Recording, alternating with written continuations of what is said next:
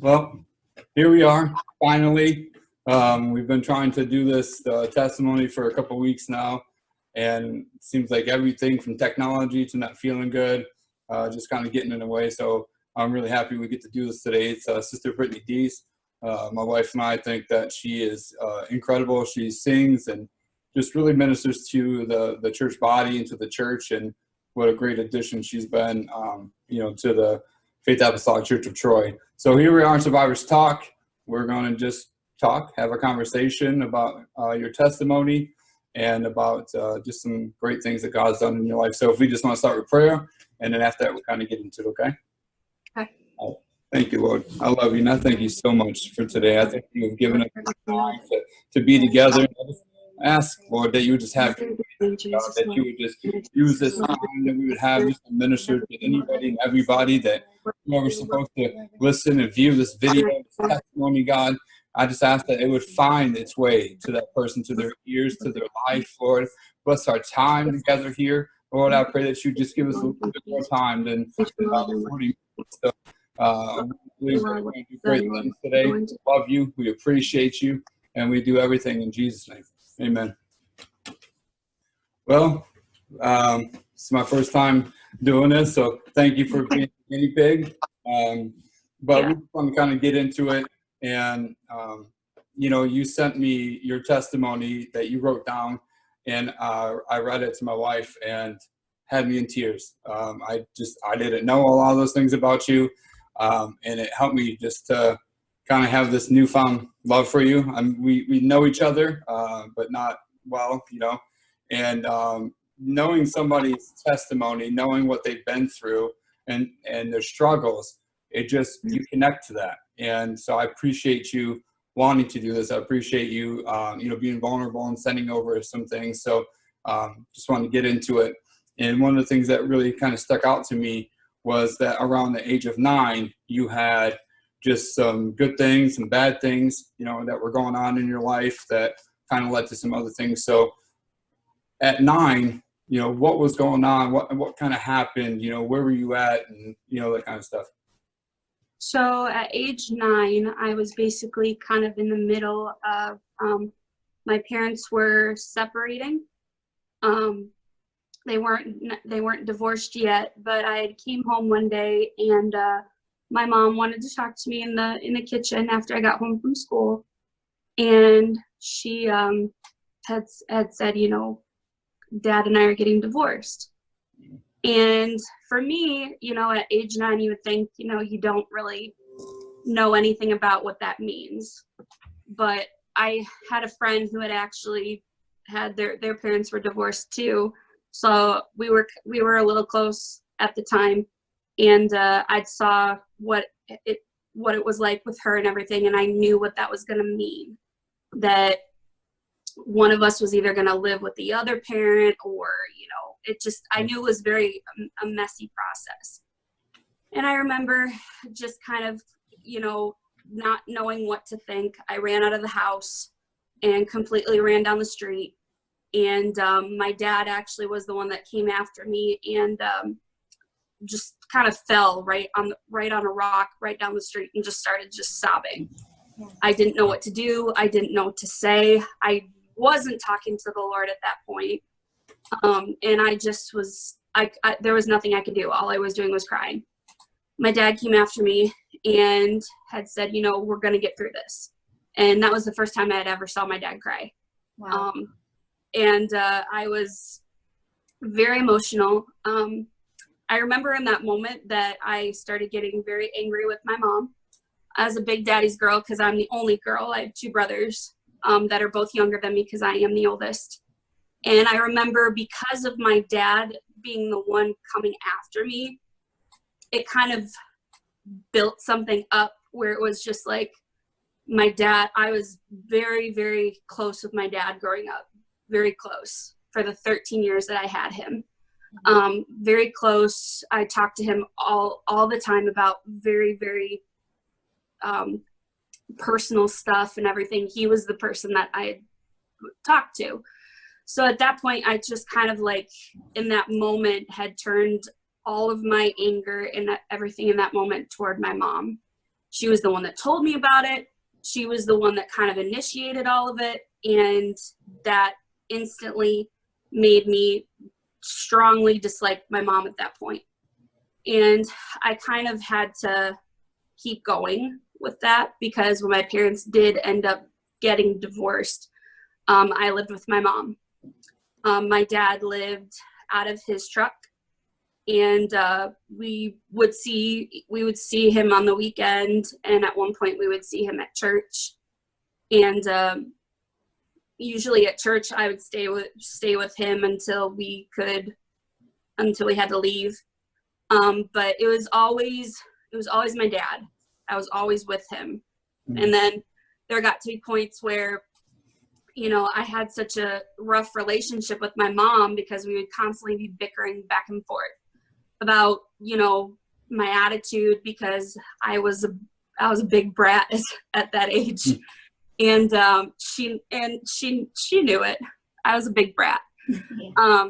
And I was sometimes purposely a brat. I mean, I had a very strong anger towards my mom, and I made it my point to let her know I was very angry with her.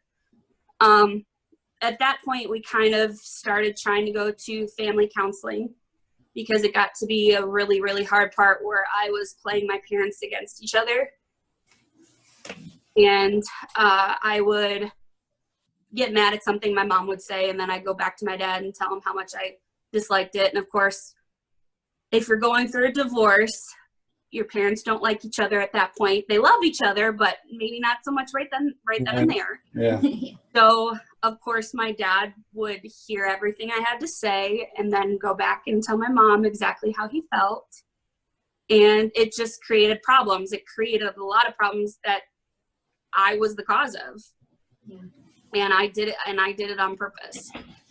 And it was hard. It was hard for my brothers as well, because, you know, they saw it. And my one brother, Zachary, was only 2 years younger than myself, so he knew exactly what was going on.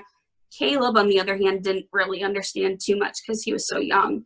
Yeah. But, you know, we kind of, that was the norm at 9, was, and kind of a few years after that was, I'm not gonna listen to my mom.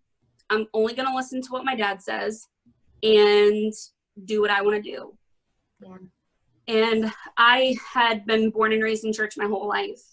My mom is fourth generation Apostolic. My dad was first. Didn't know that. Yep. And my dad was first generation. So my dad did not grow up in the church his whole life.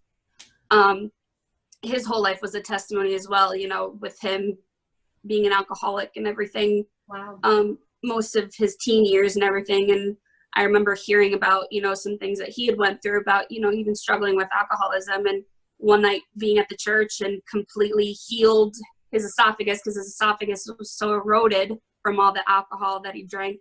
And he would talk about, you know, how he would drink hard liquor because he was from the South. So that's what they did. Yeah. But, you know, I kind of grew up with both sides. I grew up with someone who was not raised in church, and then someone who was. So I had both sides of that growing up, at least to 13 and everything. So it was just mostly that at that time, it was just a matter of getting through my younger preteen years. I do remember at 10 was actually when I got baptized and filled with the Holy Ghost. My friends were all like 5 and 6 and younger. Sorry about that. Oh, you're good. I had to turn the thing on. Our battery's about to die. So sorry about that. I'm listening. I heard everything. But yeah, at 10, I was kind of, you know, not understanding why I didn't have the Holy Ghost, why I wasn't baptized yet. People had asked me about baptism and everything, and I just was like, you know, I don't know. I'm not feeling it. Yeah. And I remember being at church camp through ALGC, which is where I'm originally from, through there. And we would have camp every year. And I remember being at the very front at altar call and everything. And myself and my friend who actually had her parents who were divorced, we actually got it at the same time. Oh. And I remember the whole experience. It was just completely awesome, feeling the Holy Ghost and everything. And just that sense of, that sense of difference. Yeah. It was kind of hard to kind of explain it, especially at 10. But I knew immediately when I got home, I knew I wanted to be baptized too. Yeah. So I talked with my mom, and I told her, I said, I feel like I want to be baptized. My papa, who I consider my grandpa, was the pastor at the time. And it was kind of a funny story with my baptism, because I remember growing up seeing my papa baptize many people, and he would always touch them on the chest and pray for them on the chest. And I was just like, I don't want that. I told my mom, I said, I don't want papa to baptize me, because I'm afraid he's going to do that. And that just is that I was like, no.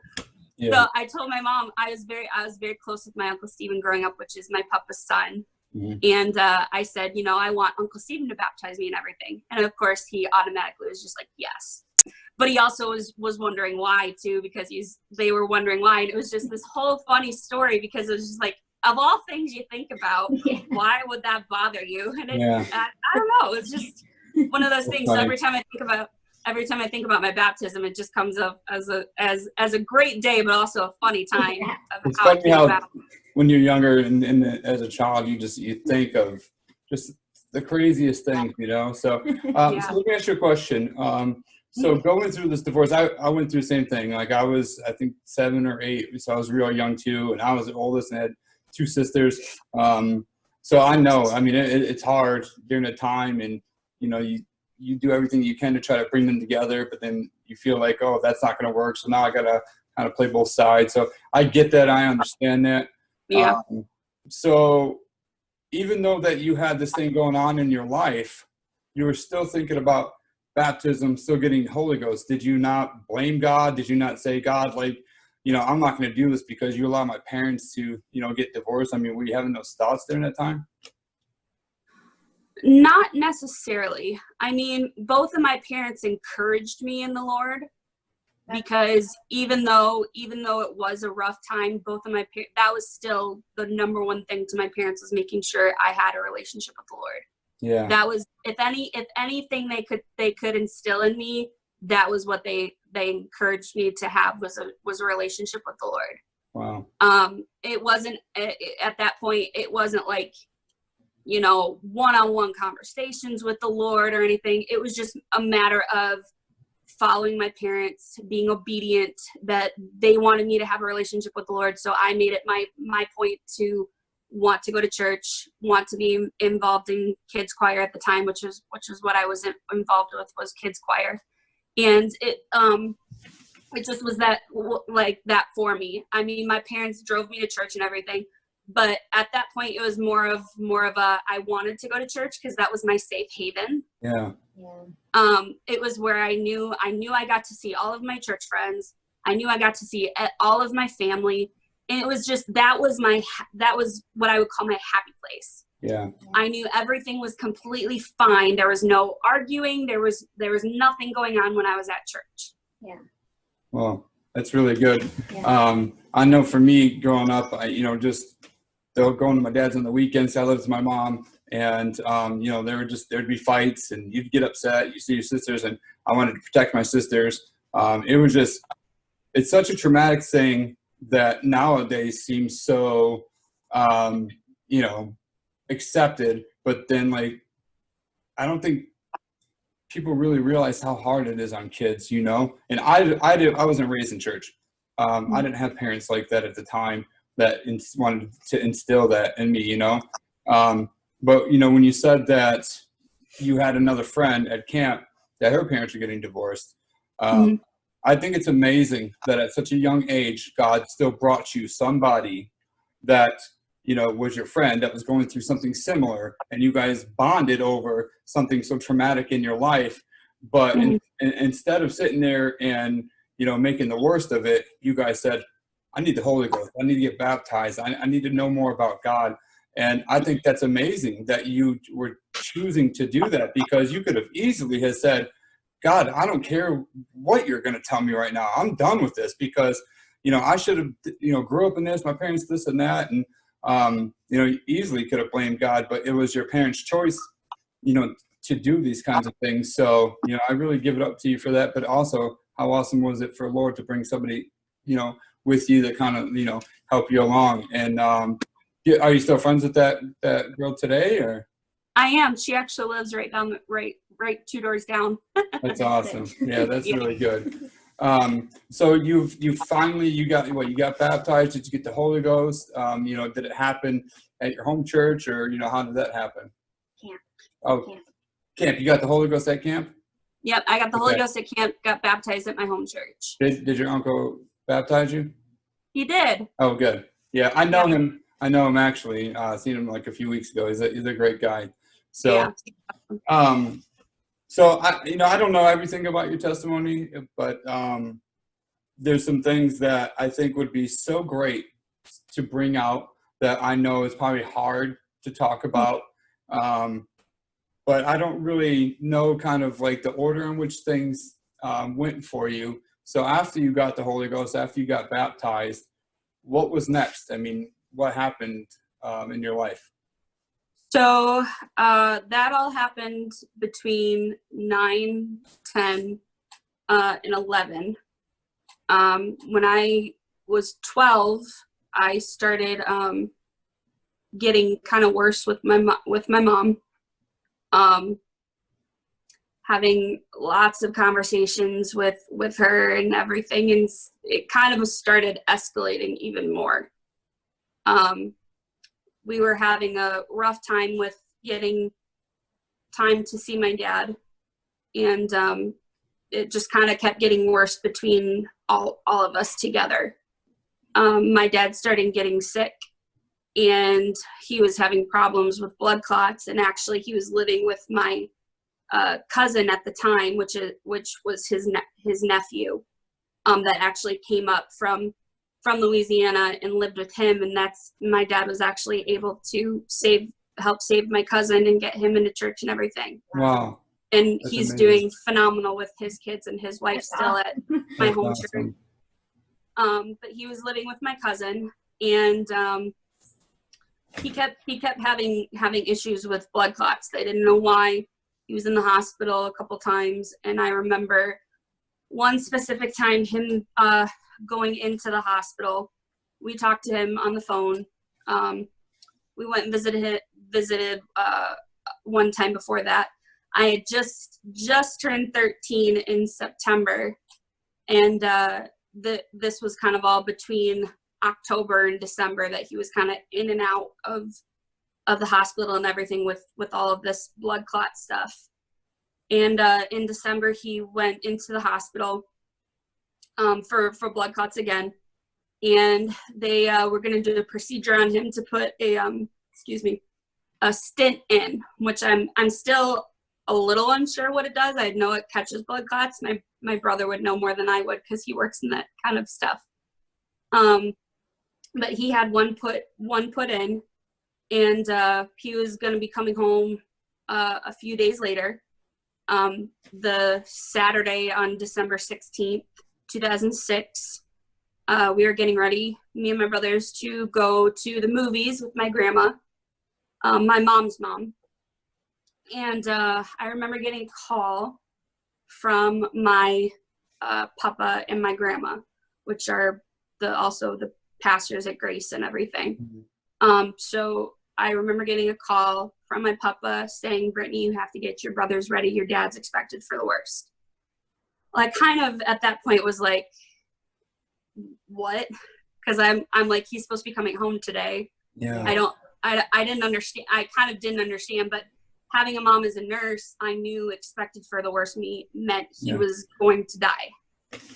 And I remember when they got to the house, my papa had me sit in the front seat with him, and my grandma sat in between my brothers in the back seat. And I just remember the whole drive to Royal Oak, Wilmot, which is where I work now, just kind of having that feeling of something is wrong. And I wasn't really praying or anything at this point. At this point, I was just like, my mind was going in so many different directions. I just kind of didn't know what to process. I was just thinking the whole time, you know, am I going to see him? Am I going to be able to, you know, what am I going to do when I get there? Yeah. So we had gotten to the hospital, and I remember going up to the I think it was the 8th floor at that point. I got up to the 8th floor, and we turned the corner, and I had family that were sitting right there in the little waiting area. It looks so much different now, but at that point there was a waiting area right there, and I remember seeing them, and I thought I was like, I didn't understand why they were there. And my cousin, my dad's nephew, came through the double doors and took me and my brothers and my grandparents to the back. And my mom was sitting in a conference room and was completely bloodshot. I knew in that moment that she was going to tell me something I didn't want to hear. Yeah. And she had me sit with her, which I thought was very interesting because we had, you know, all this stuff going on with each other. Yeah. So Right. I knew kind of why she wanted me to sit with her. So she had me sit right with her. And then I think each one of my grandmas took one of my brothers. So I think my grandma Michael had Caleb, my grandma Ida had Zachary. And I remember sitting right there, and my mom was kind of, I could tell in her face she didn't want to have to say what she had to say. Yeah. And she said, Brittany, daddy passed away. Wow. And instantly my heart broke. Yeah. I could not believe what had happened. I remember it to this day, and I just started just sobbing and sobbing and sobbing, not having any thing in my mind about God or anything like that. I just remember, you know, I was so numb. I actually couldn't remember anything about what was going on. Yeah. And we finally had calmed down. Me and my brothers had finally calmed down. And my mom said, do you want to go see him? And I said, yeah. So we came out of the conference room that we were in, and like kitty corner to where we were was my dad's room. He was literally right there. My cousin's nephew was my dad's nurse, who was actually the person that had found my dad. Wow. He had the stint that was in him came dislodged and clogged his heart and killed him instantly. Wow. Oh my goodness. Wow. They found him on the floor. Right. And I didn't know that at that time. Actually, I didn't know that until a couple years later. But I remember going into the room and seeing my dad lying there on the bed, just completely motionless. It was very, very hard to see him like that. I can imagine. I actually had to leave the room because I just couldn't stand there and look at him like that. I ended up going out of the room, and my family remained in the room, and I actually just sat right in front of the door, watching my family just kind of still pouring in through the waiting room. And at that point, it was just like, when I think about it now, it was so great to see all of my family pouring in like the way that they were. Yeah. Of course, when it was going on, I didn't care anything about it. Yeah. But seeing all the family that actually were there, but not just family, lots and lots of family friends. And I remember going down the hallway and walking with my cousin. I was very, very close with my cousin. My cousin Jesse was like my older brother, my dad's nephew. And he had said, you know, do you want to go for a walk? I said, yeah, I want to go for a walk. And we just talked about, you know, what was going on. I didn't really have a lot to say, but I knew I wanted to see my dad, but I wanted to see my dad by myself. My cousin said, okay. So we went to go back in the room. Everybody was already out of the room. And there was a nurse that was standing right there. And my cousin told her she wants to stay in the room just by herself. And God bless the nurse, because I couldn't do what she did that day. She did not want me staying in the room by myself. She was afraid that I would do something. Yeah. And she was absolutely right. Yeah. At that point, I wanted to literally jump out the window. Yeah. I remember sitting there with my dad. My cousin got the nurse to at least agree to have me in there, but have my cousin stand at the door. And I just remember staring at my dad. And then at that point, that's when that question hit my mind. Why? Yeah. Yeah. God, why have you done this? Why have you done this? Why did you take him? He was supposed to come home today. You know, why? That was the only thing I could ask, was why. And then I kept thinking, okay, you raise people from the dead. I know you can raise my dad from the dead. Right. I know that you can revive him. There's nothing that has gone on with him where you couldn't revive him from right now. So I kept asking the Lord, and I'm like, I don't know what to do, but I need you to do something, because my heart's breaking. Right. And I remember laying my head on my dad's chest, like I would do for very, very many years. That was my favorite thing to do, even up to 13 years old, was lay my head on my dad's chest. And just remembering just that point where it was just like, I don't want to live. Yeah. I didn't want to live. I wanted to go with him. I knew where he was going, and I wanted to go with him. And after that, something kind of clicked in me. We were getting ready to go home, and my grandparents were walking me, my mom, and my brothers out. And something in me just clicked right then and there. And my dislike for my mother turned into absolute hatred. Wow. I hated my mother. You blamed her for. I blamed her. Okay. I blamed her. What was it? Like, what was it? Why did you blame her? What was it? You know, it was like one of those things where it was just like, I didn't have an excuse to blame her.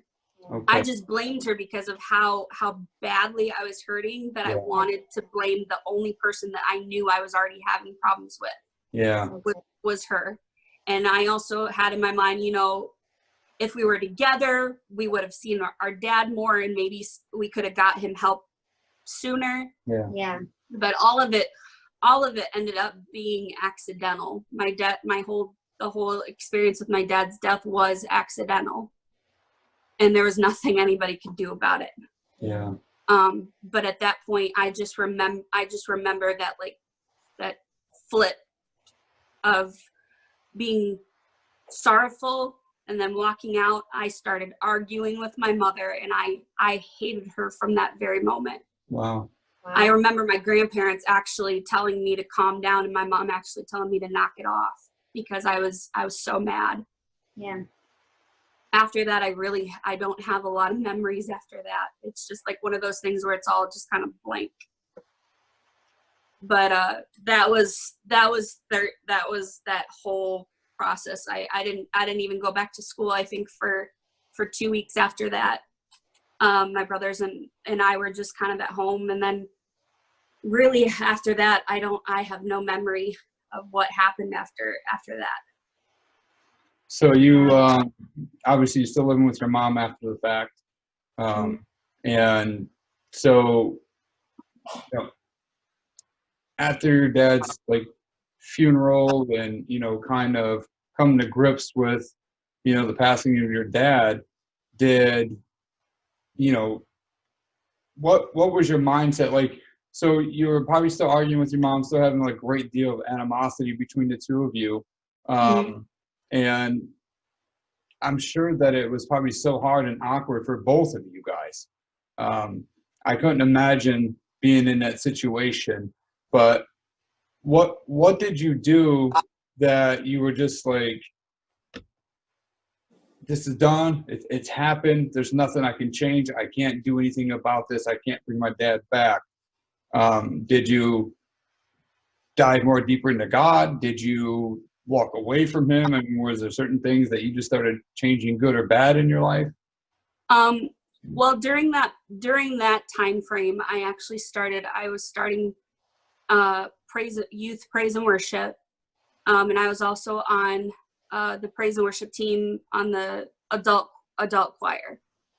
So I was doing both of those. That was something that my parents instilled in me at a very young age, because both of my parents were very musical. My dad was a singer. My mom was a praise and worship leader. My mom was a flute player and everything. And that was something that we always, as a family, had something in common with, was singing and praise and worship. And also my grandparents. My grandparents were singers and everything too. My papa was actually one of the biggest people that got me into that love for music and everything, because he would always, anytime we were always at Papa and Grandma's house, they were always singing. We were always getting involved, and that's how I kind of really loved music. Wow. And then learning about praise and worship, not really too much at that age about what it actually meant. Yeah. But knowing that was one way that I could worship the Lord was through praise and worship. Yeah. Still, I was doing that at 13, actually, because at that point I was old enough to do it. So I had actually been doing that even up until my dad's passing. And I actually, it kind of, after my dad passed, it was more of routine. Yeah. And I knew that I was still involved, so I was going to keep doing it because I was involved. And at that point, I actually wasn't too much having a relationship with the Lord. I was, but like not a lot. Yeah. I remember just in my mind, just going through the motions. I knew to go to church. I knew to sing. I knew to pray. What about at that point? It was just like, okay, I'm here. Yeah. Yeah. At that point, There's really it was no emotion to it. no emotion. There wasn't. I actually at that point was starting to see a psychiatrist. Okay. Because I actually was having suicidal thoughts. I wanted to kill myself. I actually at one point was about to. I got up on the roof of my house, was ready to jump. Wow. And I remember the Lord specifically telling me to stop. I heard it loud and clear. I got back down and I was like, I didn't think anything of it. I actually at that point was just like, I didn't feel the bad side and anything of it. It was just one of those things where I listened to what the Lord told me and just got down, but didn't think anything of it at that point. But at that point, when I was a teenager, I got very good at putting on a face. Yeah. Very good at it. Yeah. Everybody knew my situation. Everybody knew what was going on. But I knew that if I put a face on, nobody would ask me questions. No one would ask me, how are you doing? Because I didn't want to talk to anybody about it. I didn't want to have a conversation with anybody. I loved all of my friends. I loved all of my church family, but I didn't want to talk. So I being vulnerable, or what made you so scared? I think it was a lot with being vulnerable, because I knew that I'm like my mother in that way. I'm a tough cookie. Yeah. Now it's like I can talk about my emotions and it's easier for me. But at that time, I did not want to talk about my emotions because I knew it would make me cry. And at that point, I was done with crying. I had cried so much in that time frame that I was just done. I didn't want any emotions to come out. And that's when I had to start seeing a psychiatrist, because I wasn't talking to anybody. I was still arguing with my mom, still having issues with her. It was even more of when I was 9, and before my dad's passing, it was way more. Whose I was getting- idea was it to go see the psychiatrist? And secondly, did it help you? So it was my mom's idea. She looked for Christian counselors at first, and I started seeing a Christian counselor, and it helped a little, but there was some things that couldn't help it. Yeah. When I started seeing a psychiatrist, she started putting me on medication. I was taking a few things for my attention deficit disorder. Mhm. And I was completely depressed as you could get. Yeah. Yeah. I just remember being so numb, but it was even more of a numbing feeling because then I was on medication. So it was just like nothing was coming through. Nothing was coming out. I literally felt just like a shell. Things just kind of got harder and harder when I was seeing my psychiatrist. I didn't know what to kind of get into. I started getting into things that I shouldn't have been getting into, started hanging out with friends that were not great friends. Like out of church friends? Out of church friends. Yeah. Okay, so you had some other influences, and then you're in a time that you're completely open and just susceptible to anything and everything, you know. And I get it. I've been there, you know, like when you have something happen in your life, or whether you choose to do something and you still have this church thing going on, you still have this ties to it, you still want to do those things, but then you have these other influences that maybe you've never experienced before. So, I would imagine that you probably were being pulled every which way, and, didn't know what to say, didn't know what to do, didn't know where to go. And I would imagine you just walking around numb, and the fact that you heard the Lord's voice say stop, and you obeyed, that tells me that deep down inside of you, you really have this love for God, that you really do want to have that relationship with him, that in the midst of something that you wanted to end your life with, he said, no, stop, and you did it, and you listened, So that speaks to the training that you had, to everything that you had learned and listened and obeyed to up until that point. So Yeah. if you listen to that, when it came to these other things that you knew you shouldn't have been doing, why didn't you just listen? Why did you just get into it? I kind of still to this day ask myself why. And I do know one of the things that I got into it when I was 13, a little after my dad passed, was pornography. Okay. That was a really messy thing that I dealt with for a very long time, up until I was about 18. Oh, wow. Okay. I remember sitting in the dark, was just staring at the TV screen that was completely fuzzy. And then I remember looking at the screen, and I saw some stuff that I'd never seen before. Yeah. And I thought, what is this? Yeah. And then it was kind of that thing where it was just like, really, I shouldn't have been able to see it because of it being so fuzzy. Yeah. But then it started kind of getting clearer and clearer and clearer. But it was still fuzzy, but it was starting to get to the point where I could make out what was going on. Yeah. And then I saw a what do you call it? A site. Oh, okay. So at that point, I had my own computer. I looked up the site and then realized what it was. Yeah. I had never experienced that before, was never talked to about it, didn't know anything about it.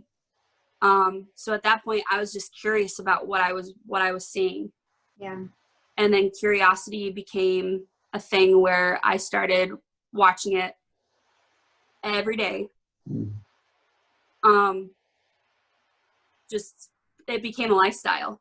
Yeah. I started watching it every day. I would literally come home from school and be like, I want to watch it. Yeah. And at that It's point, like any other addiction. it was. Yeah. I got to the point where I would literally come home and want to watch it. Yeah. And it was, I think, more of along the lines of it brought out a feeling. Yeah. And at that point, being numb with no feelings, Oh, it brought out a that feeling. sense. Yeah, that Yeah. makes sense. Yeah. And I was, at that point, it was the only feeling I could feel at that point. Yeah. I wasn't feeling, the presence of the Lord in that moment of my life. That was, I think, the moment in my life where I kind of felt like the Lord walked away from me. Yeah. I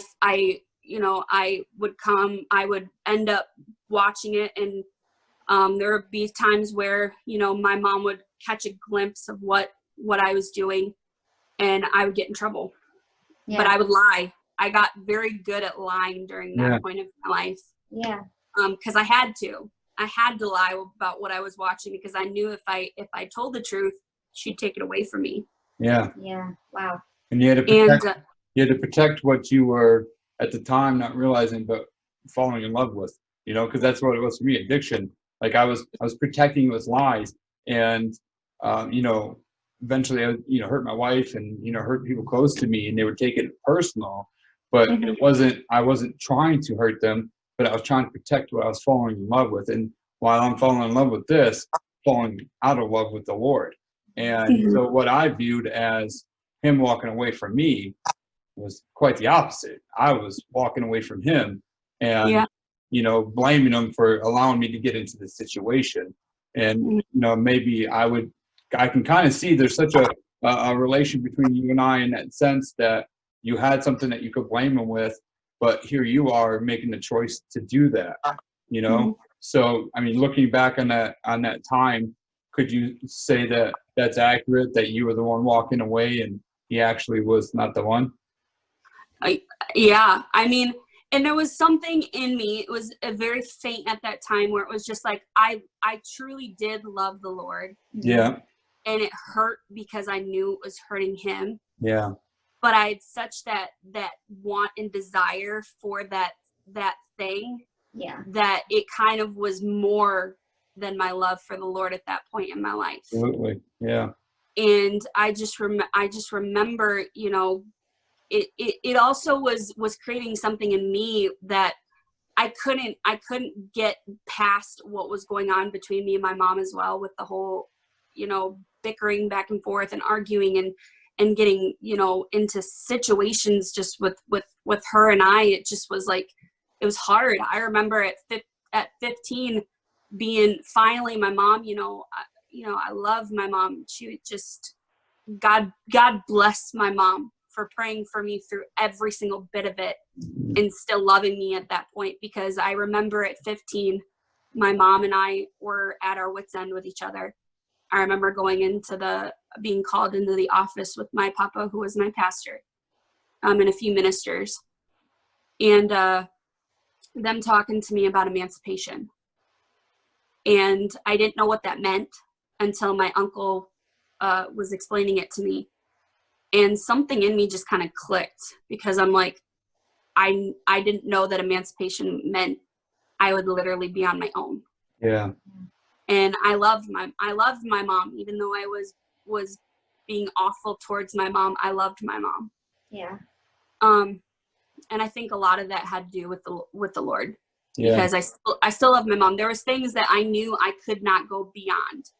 Yeah. I knew there was things that I could do to make my mom hurt as much as I was hurting, but I knew there was buttons I could not push beyond that point.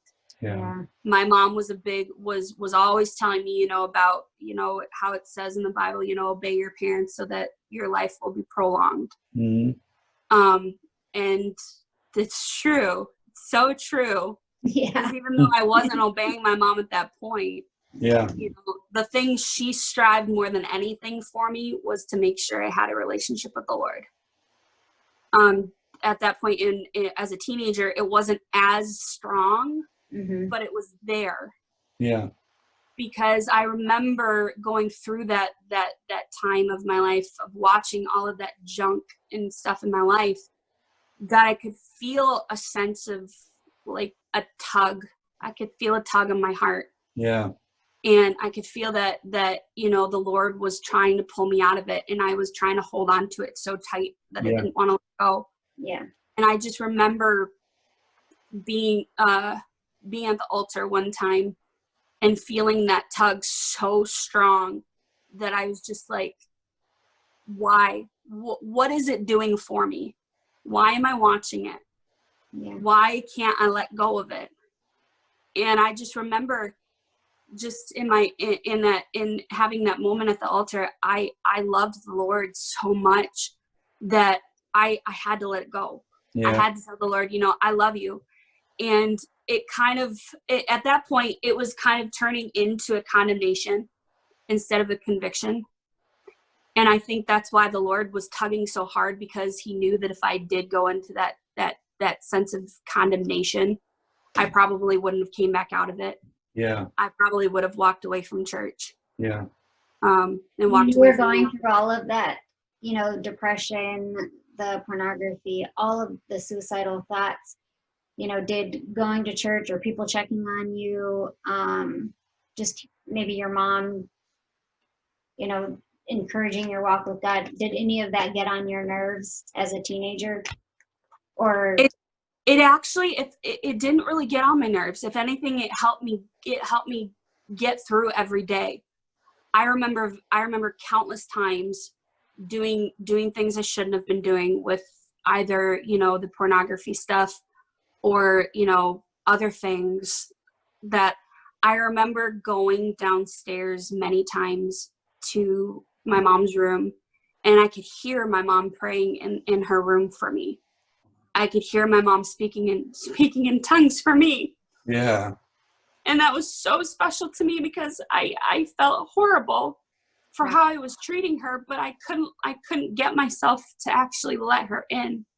yeah. But I remember talking to the Lord and saying, you know, I don't know how to let go. I don't know how to let you in and also let all of this go. It's so strong on my heart that I just don't know how to let go. Yeah. And I remember getting to a point at 19 going on to 20 that I just finally, I have to give it to you. I love you more than it. I love you more than the pornography. I love you more than the depression. Yeah. And it came to a point where I actually experienced joy a little bit more, not fully.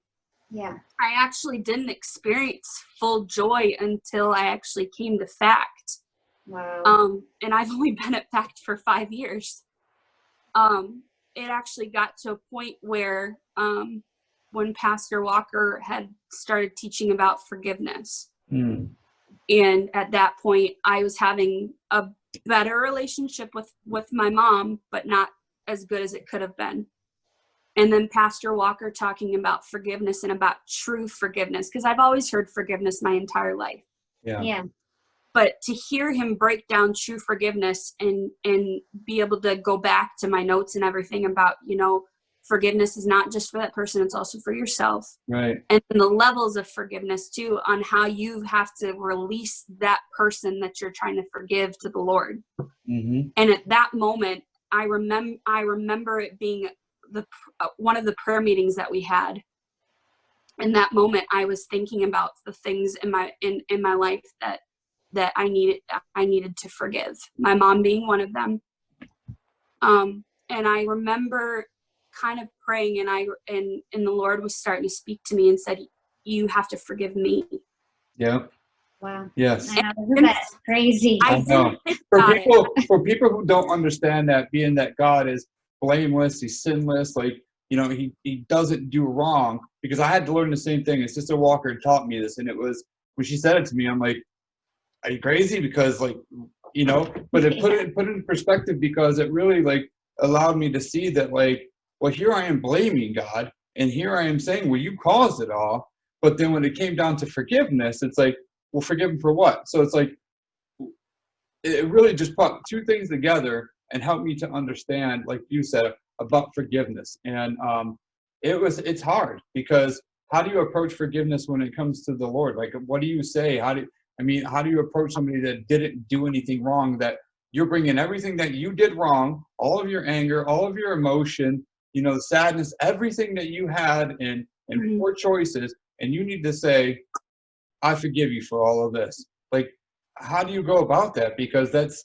to me, before that, it didn't make sense. But going through everything that I did and learning Mhm. about that over time, looking back, it makes total sense to me. So not only did you have to learn about forgiveness, you got to learn, forgive God, yourself, and then obviously you're going to ask your mom and whoever else close to you. So when it came to the Lord, did you have a defining moment? Was there something that you finally just like you I gave had to God? I had a beautiful defining moment. Okay.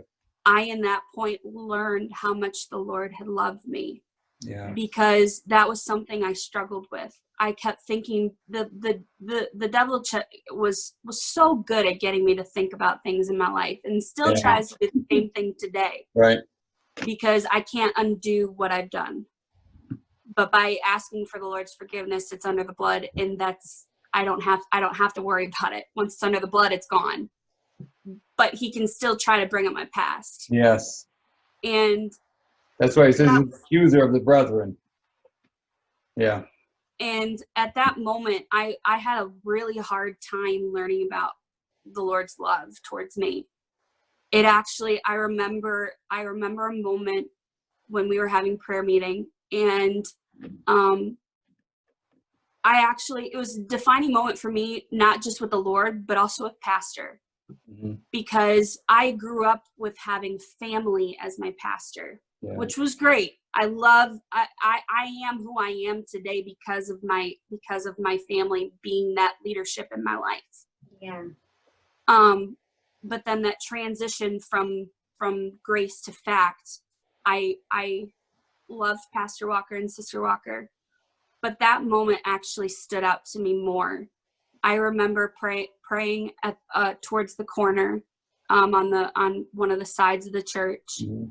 and I just remember just weeping. I couldn't understand everything that I was praying over. I remember speaking in tongues and everything, but I remember one moment with Pastor. He came over to me, and he had got down on his knees and started praying with me until I was finished. And that struck me so much, because I've never had a relationship with a pastor as I have with Pastor Walker. Right. But for him to do that with me showed me how much my pastor cares about me, but it also showed me about the relationship between me and the Lord. Right. Because the Lord loved me so much through every single bit of it, that he never left me in any of it. That's something that he also made very clear to me, that he never left me through any of it. He saw every tear I cried. He saw every move that I made. But he also got me to a point in my life where he had revealed it to me that there are things that I have to go through in my life, so that way I can be able to tell my testimony to someone else. Yeah. Yeah. Right. We don't want to go through it at that time when we are in the midst of it. But to see back all the things that I went through, and to know, having conversations with young ladies like myself, and be able to tell them, my testimony and everything. I look back and I think about it, and I'm like, Lord, I'm so grateful that I have a testimony. Yeah. Yeah. I didn't want to have to go through it, but I wouldn't ask for anything different. Right. Something that I actually asked myself too was, well, would I want my dad back? My dad had such a strong relationship with the Lord that I knew he would want me to have that same relationship that he had. Right. And I knew that he would want me to be able to say, I love my dad, but I love my God more. Sure. And that's kind of been, my transition into my 20s, with now being 26, is learning how much the Lord loves me. My favorite song, Sister Beth knows it, I'm sure Danielle knows it, that it's my favorite song. My favorite song is Reckless Love by Corey Asbury. Mm-hmm. Because the words of that song are about how he leaves the 99 for the one. Yeah. And through this past Easter weekend, with having to watch the Jesus by Sight and Sound, it gave a little bit more of a hit home with me, Yeah. because I was just like, that to me is so true, Yeah. because I was the one and now I'm part of the 99. Yeah. So now being able to be part of the 99 and be able to see the ones, it's so awesome to be able to be that part, to rejoice with that one, Yeah. because I was one time at Right. that point. The Right. one. Yeah. So let me ask you a question. You know, I've seen you grow. I have a special love towards your brother Caleb as well. The Lord just gave me a huge burden for him when he first came here. And, you know, we kind of developed a little friendship at that point. And by way of that, you know, it kind of made me pay attention to what you're doing, what, you know, kind of seeing things, you know, and I watched you come in, you know, with your mom and your brother, and then it went over to now it's you. And, you know, I can see that you have this walk with the Lord. I can see through, you know, the ministry of singing, you know, how you've progressed. I can see the transition that you've made from, you know, almost lost really, to now here you are wanting to help the lost, which is exactly what you just said. So for somebody watching this video that maybe, you know, has gone through some of the same things, I think that one of the questions they would have is, how is the relationship with your mom today? And, you know, you don't have to get into great detail. I'm not asking for great details, but is the relationship with your mom getting better? Is it better? Do you guys talk? Like, do you guys bring your dad up? I mean, does you guys have like intimate conversations? I have a great, phenomenal relationship with my mom. Okay. It's a God thing, to be totally honest. When I started going through forgiveness aspect of what Pastor was talking about, it developed, the Lord allowed me to love my mom the way he loves my mom. Yeah. And in turn, it got to a point where I started loving my mom from myself. But it's not just myself. Having the Holy Ghost and everything, it allows me to have that love that the Lord has, but also amplify it with the love that I have as well. Sure. So having that relationship with my mom that I have now is it's phenomenal. I talk with my mom every day. I go to my mom for advice. My mom, you know, I talk to my mom about the word and about the Lord, about things that the Lord's been revealing to me still to this day, about things that I've had spoken over my life, promises that the Lord has spoken to me, which is phenomenal, because when I think about all the things that I had to go through, it's just like, wow, Lord, that promise is for me. Right. Yeah. It's just like, it makes you just go back to how great God is, that he would take someone like me and give me these promises that I've prayed about for years, that I never thought that the Lord would actually give me these kind of promises that he's given me. One of them being with music and being a praise and worship leader, just with the whole, but when Brother AJ Holloway was here, Yeah. I was just dumbfounded about what the Lord had spoke to me through him. I was just like, wow. I'm like, this is awesome. Yeah. But yeah, my mom and I have a great relationship. I still, you know, I bring a lot of vulnerability to my mom now than I ever did when I was a teenager. That's good. But the greatest thing that I know that I can always go to my mom is advice about God, advice about the word. And even now, advice about, you know, life, because my mom has a story too. And my mom actually has gotten to the point where she's actually had the opportunity to actually talk to me about some of those things in life that she went to that I never knew of when I was a teenager. But now I've been able to learn as a young adult, the things that she's actually been through too. And it just blows my mind, some things that she's been through too. But it also has opened an avenue of being able to talk to my family about personal things. Yeah. One of the things that I love, that I shout out to my mom. I love you, Mom. something she doesn't know that I know was she actually had went back to my dad, and they forgave each other about everything before any of that happened. Wow. Didn't know any of that when I was a teenager, and finally had learned that in my early 20s. Yeah. And that gave me an even better relationship with my mom, knowing that she had done that.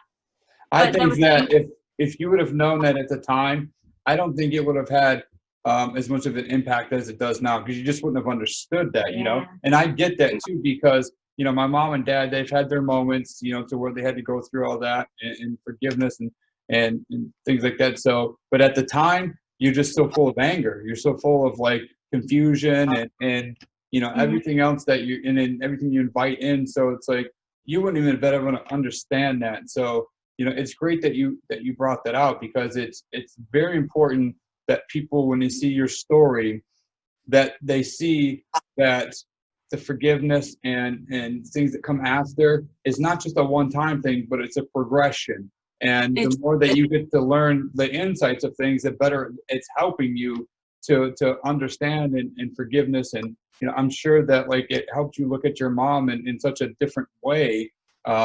And, you know, it's great to hear that, because we need to hear that. We need to be encouraged, you know, with things like that. So, you know, I appreciate you sharing that. I mean, it's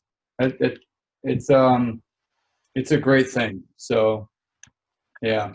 Wow. It was a phenomenal thing for me, just being able to experience that. I know there's some things, you know, we're mother and daughter, so of course we're going to have our disagreements.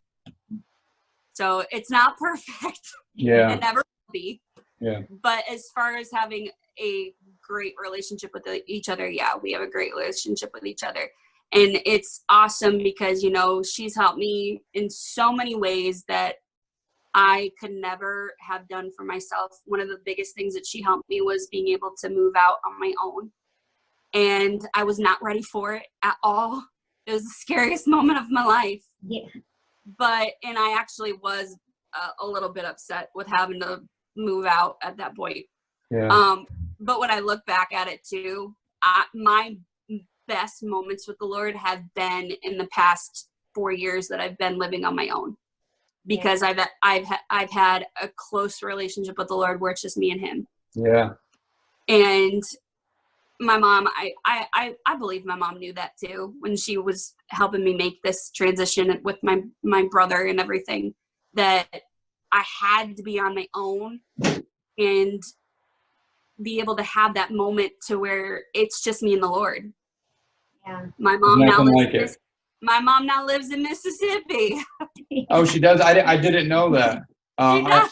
Yeah. Wow. Now it's really me and the Lord. Yeah. Wow. That's funny. But it's awesome, and I owe everything to the Lord, but the biggest person that I owe it all to is her. If she didn't pray for me, if she didn't get on her knees travailing over me, I never would have made it.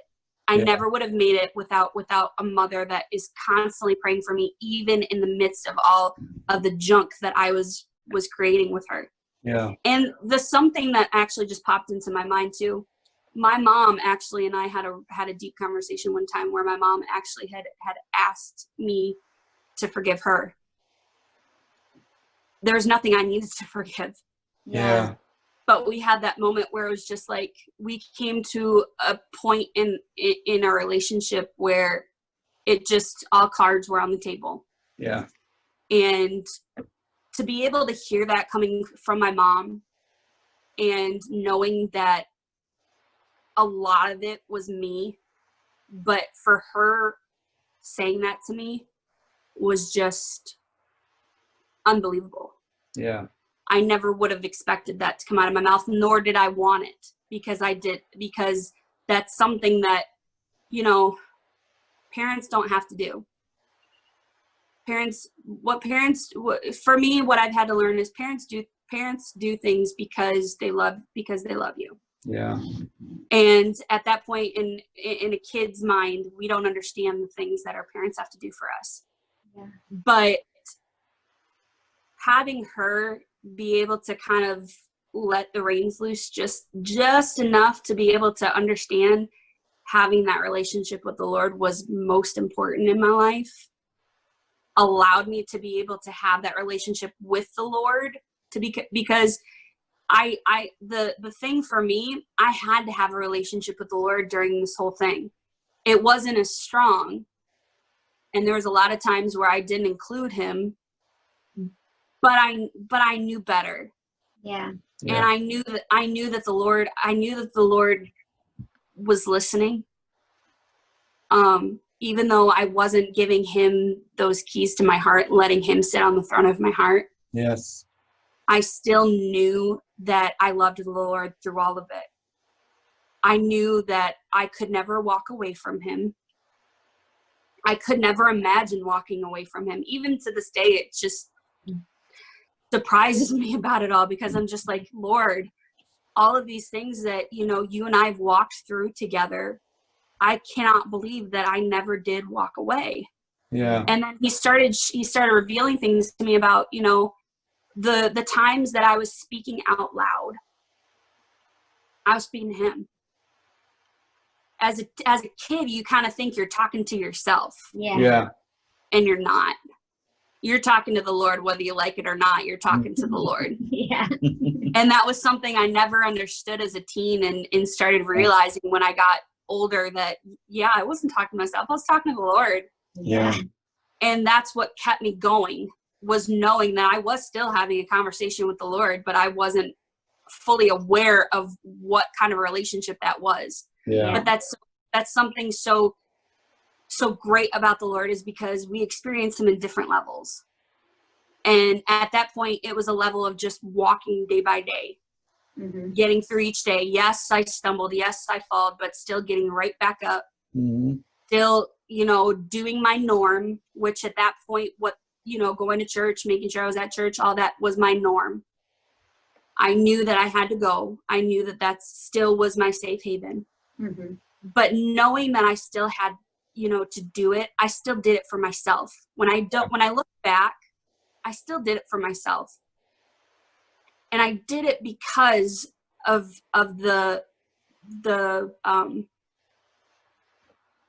because of my parents. Watching them and growing up, what they instilled in me, I never would have, comprehended that until I got into my 20s, because having them be able to be that I'm trying to think of the word and it's just not coming out.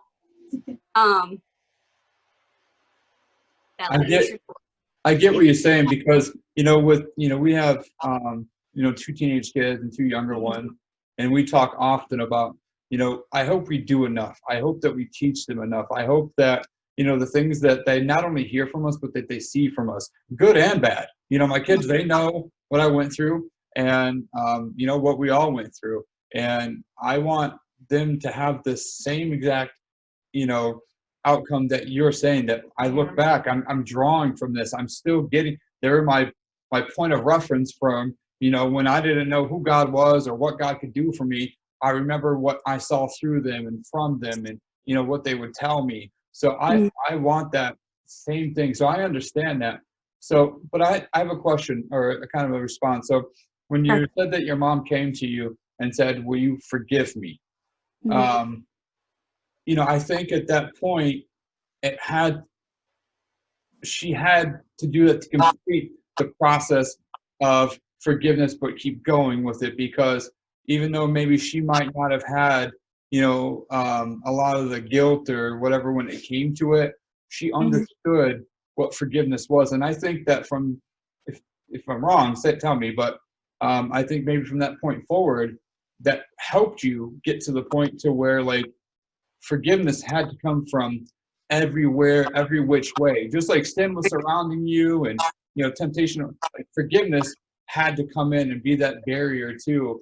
And I think that was so wise of your mom, and I hope that you draw from that, because I want that. I want my kids to one day come to me and say, listen, you did this to me, and I want that forgiveness. I think forgiveness is such a thing that we overlook and say, oh, I'm sorry.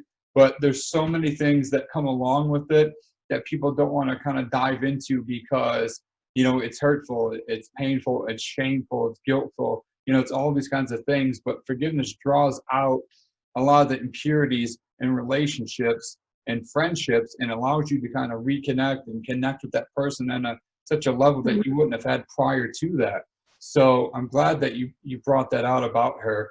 And I'm really proud of you. I'm glad that Danielle and I are getting to know you, and I'm glad that you're at fact. I'm glad that you are such a great witness, especially for my daughter, because, she is 14, and, you guys have had times together. And so I appreciate that about you. And now when I see you up there singing and ministering, it gives me such a new perspective when it comes to you. And like I said, such a deeper love and appreciation for you. So thank you for opening up. Thank you for sharing everything. I know that it was hard. I appreciate, you not holding back emotion, because people, they need to see that, just because we go to church and we're Christian doesn't mean that we don't have bad things happen in our life, or we don't cause things, or that we don't go through things, because we know it rains on the just and it rains on the unjust. And, Right. Thanks to God's grace, His mercy, and His love and forgiveness, we're able to have this relationship, with Him. And, without people that have been mentors in our life, or parents, we would not be able to be where we're at today. You wouldn't be able to live on your own had forgiveness not been the foundation of your adult life. Because if you didn't have that early on, start that at least early on, your entire adult life would have just been wrecked. You wouldn't be working about, the hospital, and you wouldn't be able to do all these great things. So it's like, built on a foundation of forgiveness comes so many other great things. And I see that from you. I hear it from you.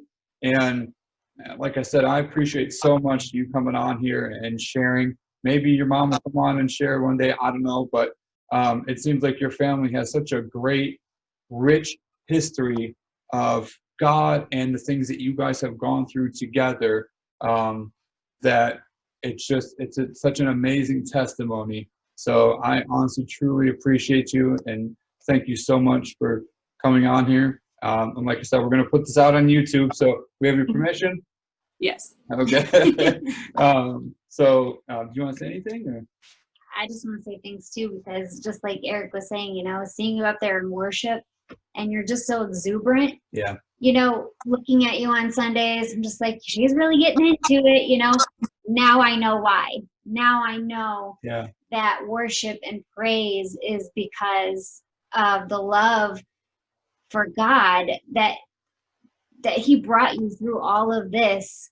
You are able to give Him that praise. You're not ashamed or worried about what people think. You're just so thankful to God, and for you to show that in your music, it really inspires me. I'm just an introvert. I don't like expressing a lot, but I hope one day I get to that point to where I'm just not afraid, to just show my worship like that, because it is a beautiful thing, and I think a lot of people look up to you in that way. And lately you've been sharing your music on Facebook, and that's been so inspiring, so really just thanks for loving God, being who you are, and sharing that with the world, because it's really, really encouraging. And your testimony really encouraged me to be a better mom, to keep praying, and because a lot of times as a mom, I do get discouraged thinking that my words are not enough, or if I see my kids acting out, I think, oh, I'm doing something wrong, or are they going to make it? It's one of the biggest fears, I think, as a parent, is your child going to make it? Yeah. And so, just seeing everything that you have gone through, the suicide, the depression, all of that, I think depression is one of those things I feel like so many people can't get out of, and so it just worries me. But seeing that, your mom, she continued to be on her knees in prayer for you, and you coming out of it, it's really inspiring me, and it really encouraged me to want to do more. Do you have anything else you want to say or add, or? Well, thanks for asking. Absolutely. Because like I told you, that it was just a confirmation when being at NAYC, with the Lord speaking to me through Brother Justin about that's what I have to do, is share my testimony. Yeah. So by you asking, it gave me a door to be able to do it. So thanks for asking. I know a lot of people we've talked to had said they had been feeling a nudge from God to share their testimony, but they're not quite sure yet, you know, because of, you know, fear what people might think. You know, do you have any words for them? Because it seems like the Lord started nudging you back during this, yeah.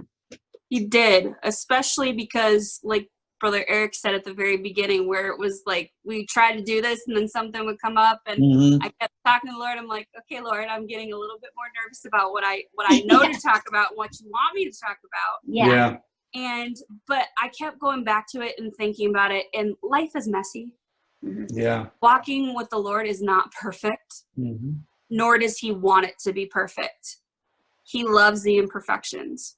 Yeah. And something to me is every facet of my testimony is a part of me, and it's also a part of him. Yeah. Because everything that I go through, he has allowed. But it's also gotten me to a point where if I didn't go through it, I would never have, you know, understood the Lord that I do now. And being able to just share my testimony is just kind of like one of those things where it's like, if anybody else is going through the exact same thing, I feel like it's my responsibility Right. to be able to, you know, share how I came through it. Because if I didn't, you know, I'd feel horrible thinking, you know, if I didn't share my testimony with knowing someone could overcome what I overcame. Yeah. That's something that the Lord had kind of stressed on me a little bit was, you know, my testimony is not for myself. My testimony is for other people. Yeah, that's good. Yeah, I think you're absolutely right. It's a testimony of you know, what God has done through your life, and you know, it's something that's going to keep going on. So you know, God's going to add to this, and you know, whoever this reaches, the whole purpose of Survivors Talk is not to just have survivors talking, but to just put these things out here to encourage others to want to do it. So if anybody else that sees this video, you know, draws encouragement from you or from the videos that we put out, it's worth it. It's worth to put these things out because it connects us with you. It connects, you know, you with whoever else. Like, you know, we found out that our videos are being watched by church and non-church people. They're being watched by, you know, everybody, and we've gotten some great feedback. And it's not to say, look at us or look at me or look what I did or look what I overcame. It's look what God has helped me to get through. That was so hard, but I'm willing to share it because I can't hold back any longer what God's done for me. It's like, you know, if God did something great and loving and awesome, we'd be out there telling it. But as soon as it comes to something that like we've done or, you know, we're shameful of, it's like we want to hold it back in. But they're both just as great. They both have just as much power. So, you know, it was great having you on. And, you know, like I said, I believe that all the opposition we had just getting into this video and talking with you, that it's going to have a great impact. So, you know, just be prepared for the feedback. And I hope that this really opens up some communication, you know, between you and whoever else, coworkers, whoever it may be, because in the middle of this pandemic, there's not a lot to be joyful or encouraged about. So, you know, I know that this video, and I never thought we'd be starting it during a pandemic, but it makes sense to me now because everybody's at home. We need stuff like this. I've had people say, okay, listen, where's the next video? Or, I want to hear some more about people, you know, so it's really great. Thank you really for being on. And, you know, I look forward to what God's going to continue to do in your life. Thank you so much. Thank you. Oh, and if you guys like and subscribe to the channel, we would greatly appreciate the support. It's really just about reaching out to people and reaching out to this world. So thank you, Sister Brittany. We do appreciate it. And we'll be praying for you as well, because I know you're on the front lines of this thing. So you know, continued prayer for you, and I appreciate you. And thank you so much for being out there and doing these things. So, you know, it's crazy time right now. So, but thank you so much. No problem. Glad to give back. Thank you so much. Bye.